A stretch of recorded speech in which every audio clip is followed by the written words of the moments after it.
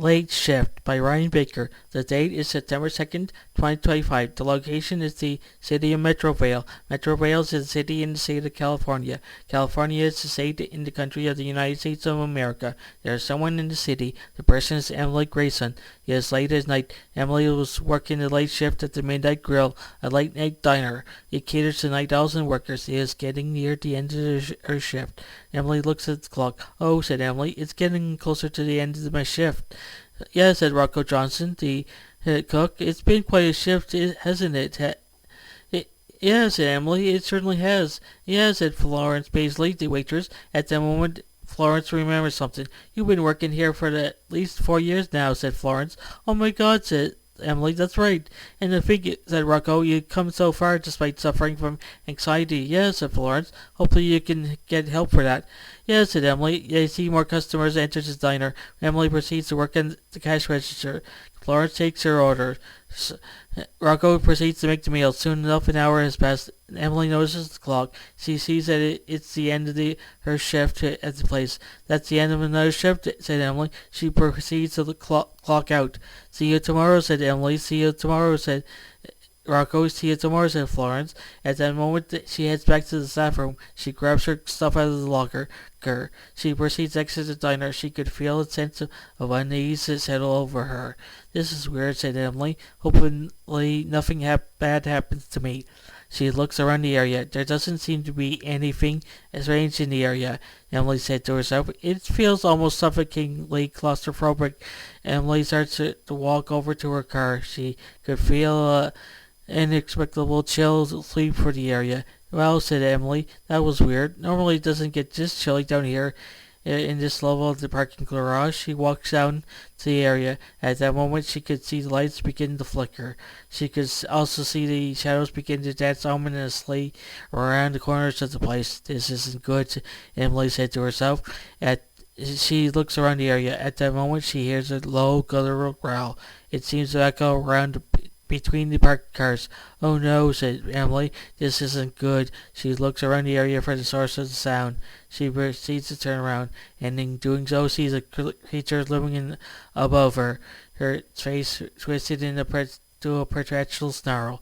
She could see its elongated limbs casting long shadows that seemed to reach for her. "Oh my God," said Emily. "This can't possibly be real." She ends up stumbling backwards. She finds herself pressed against a concrete pillar.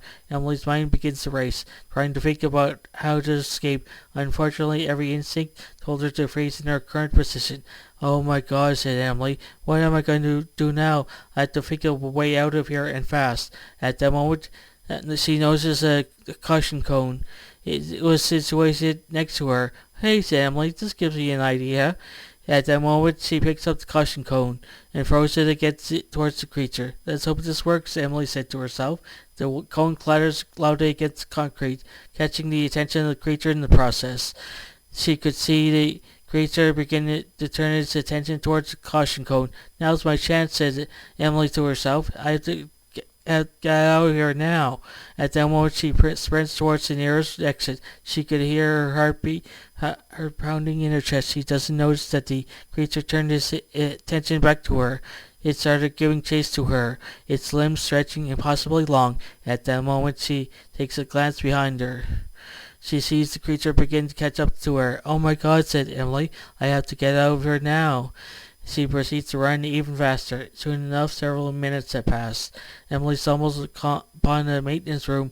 "I should be able to find something in here to help in the matter," Emily said to herself. She looks around the area. She sees a heavy wrench. "That should do it," Emily said to herself.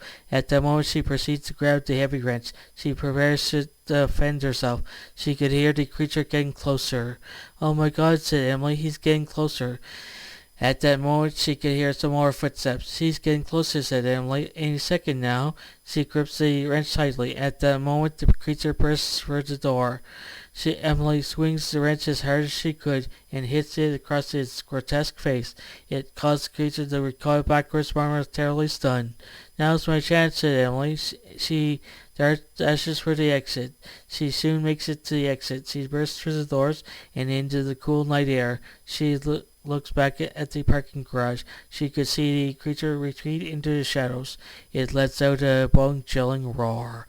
So, said Emily, I've escaped for now. She realizes something. The creature's still out there. Who knows when it will strike next? Hopefully not for a long time now. She proceeds to head back to her home. I'll try to get my car in the morning, Emily said to herself. Hopefully the creature won't strike again. She soon heads back to her home. She starts making plans. She heads off to sleep. Soon enough, a day has passed. The day is now September 3rd, 2025. Emily was at her home. She calls Florence. She tells her about her encounter with the creature. Oh my God, said Florence. That's horrible. Fortunately, you survived. Yes, said Emily. Florence agrees to accompany Emily to get her car. They soon retrieved the car. They also noticed a claw mark on the nearby wall. That can't be good, said Emily. Yes, said Florence. Hopefully he's gone now. At that moment, they leave the area. They have no idea what will happen next. The end. The realms are vast. The battle's endless. Ride alongside Chaos called the Wanderer for sanctums of redemption and shadow worlds. Follow Tyr's Katorian, the half-elf ranger, as she hunts secrets that could alter the fate of all existence. Subscribe to fantasy and science fiction as Story Nori and join the Warrior Omega universe. Every tale it reveals a new legend. Ring the bell and step into the next chapter of destiny.